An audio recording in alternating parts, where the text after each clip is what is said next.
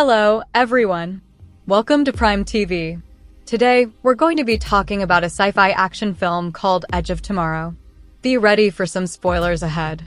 Some time ago, aliens arrived on Earth via asteroids and conquered most of Europe. Humanity builds exoskeleton suits for soldiers to fight against the threat. The main character, Cage, is a media relations officer who arrives by helicopter to receive his next mission from the general. They're trying to unite their forces to defeat the aliens, called mimics, and they want Cage to film the war. Cage refuses, claiming he has no combat experience. The general warns him that this is an order he must comply with, as it came from the upper ranks. Cage tries to blackmail the general, and at first, it seems to have worked. He walks out of the office, but the general orders his arrest. Cage tries to run, but is tossed and brought to the warship. He wakes up on a pile of luggage and is greeted by Sergeant and Master Sergeant Farrell. He tries to explain his rank and demands to make a phone call. Farrell agrees to take him, but Cage quickly realizes it's a lie. The Master Sergeant pulls out paperwork claiming that Cage is a deserter who will do anything to get out of combat duty. He is taken to his new unit, the J Squad. The Master Sergeant catches them gambling and punishes the whole squad by making them eat their cards. He tells them that Cage is a deserter and will likely run away, making the squad personally responsible for his behavior, to their dismay. Cage puts on the exosuit along with his teammates, but has no idea how to operate it. He notices the bizarre behaviors of his squad, which does nothing to comfort him.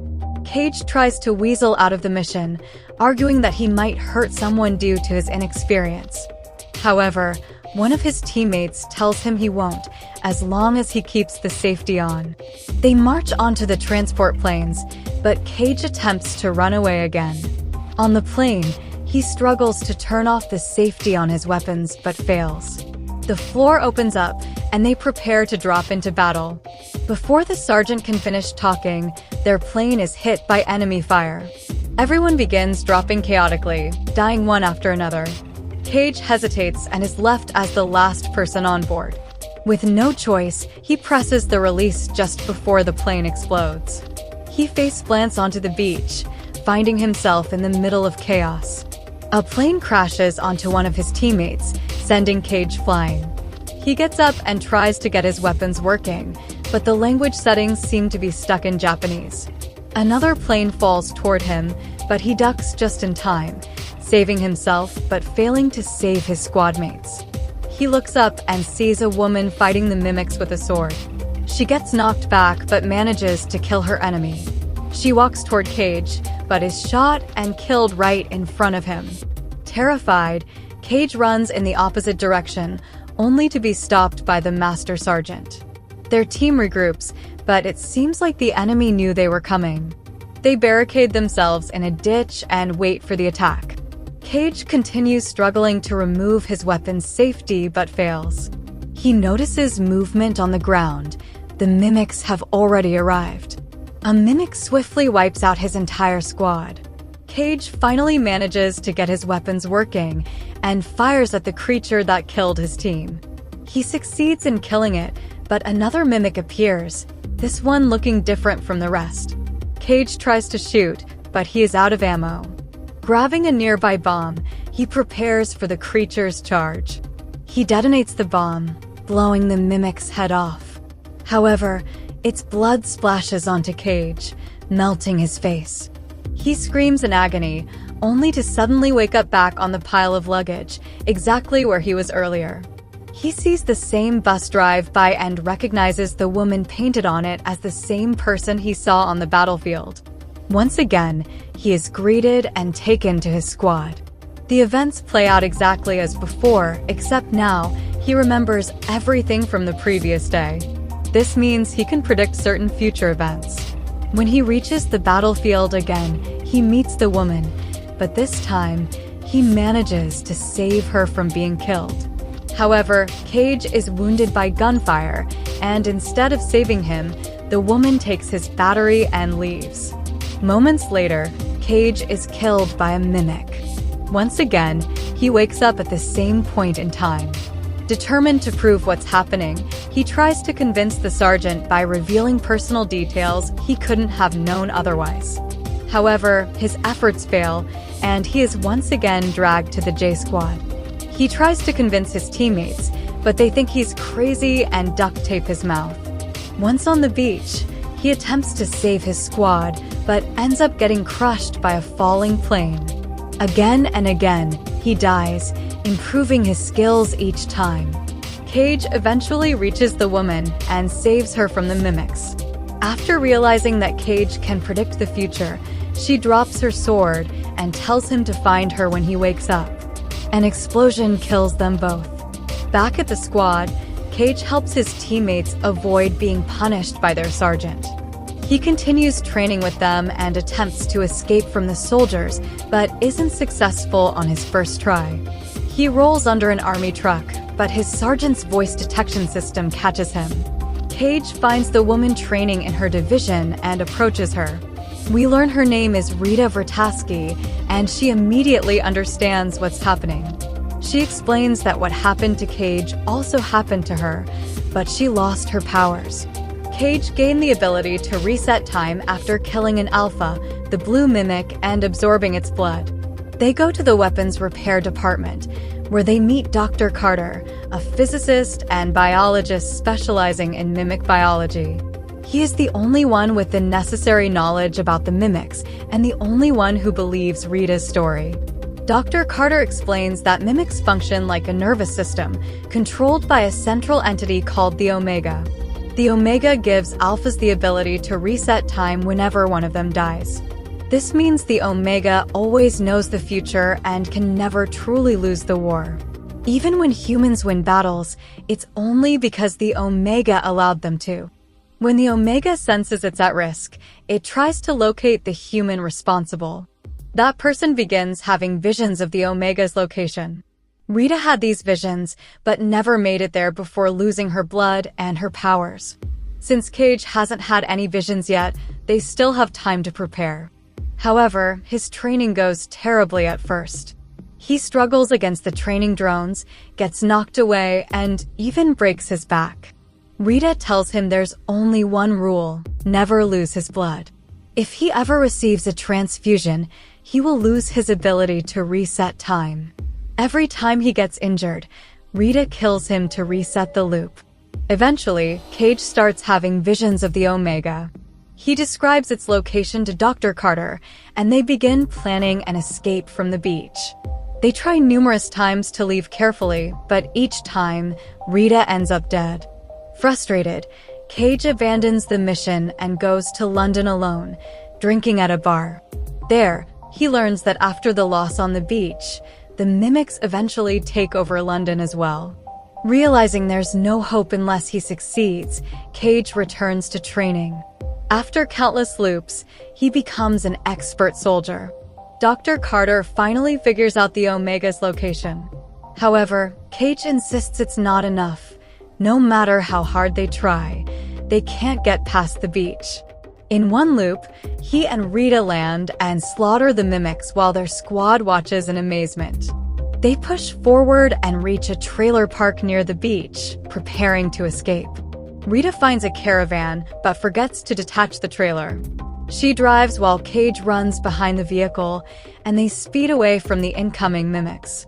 Just as they think they're safe, a mimic suddenly appears inside the trailer. Cage manages to kill it, losing some dead weight in the process. During their journey, Cage talks to Rita about her personal life, which surprises her.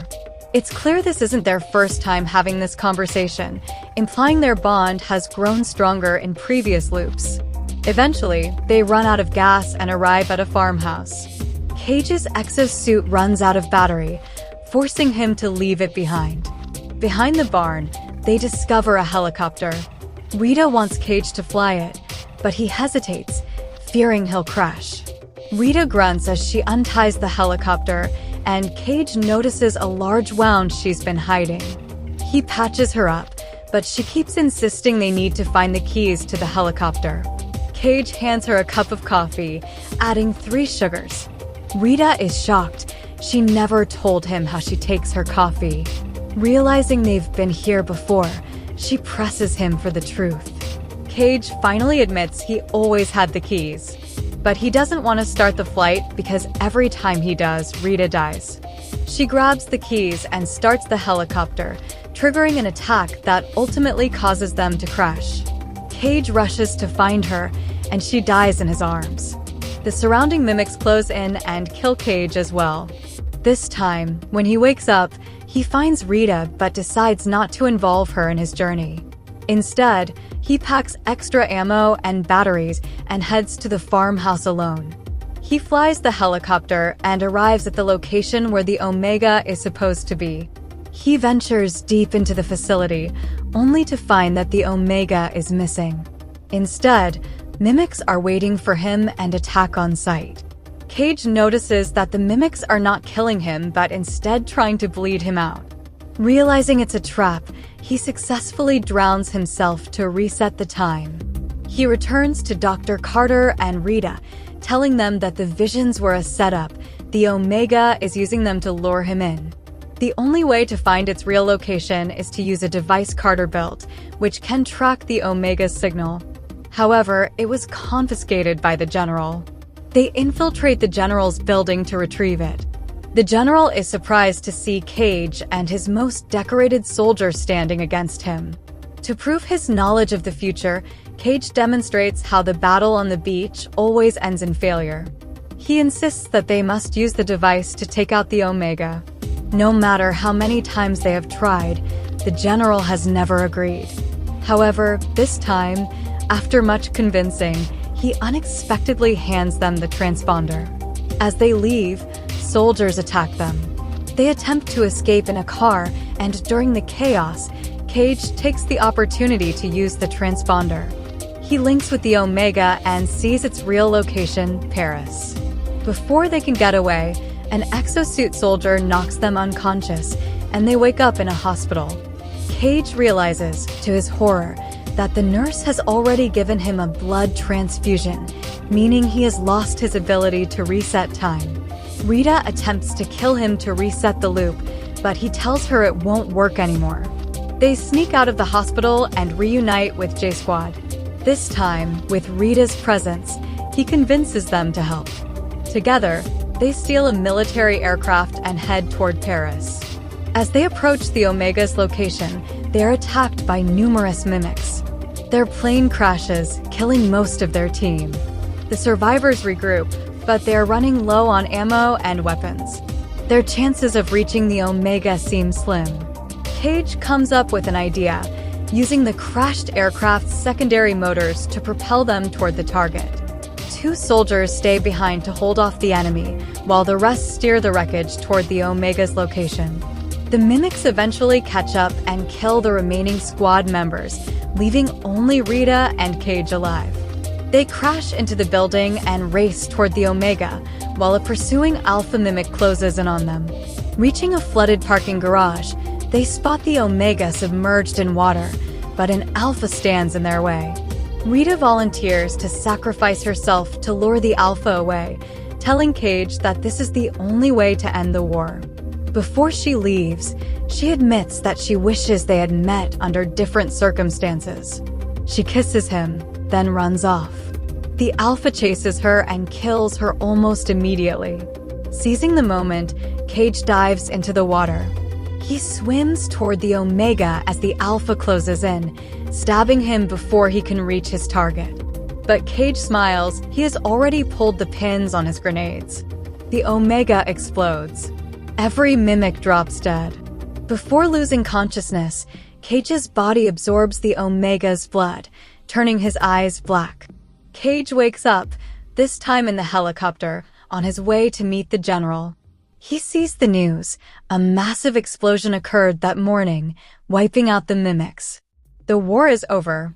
He returns to J-Squad and finds all his teammates alive and well.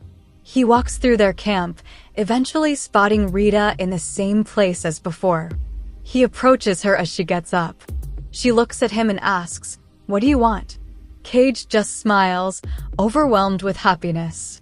So, what do you guys think about this movie? Let me know in the comments below. And if you like my videos, please press like and subscribe for more. I'll see you next time. Take care.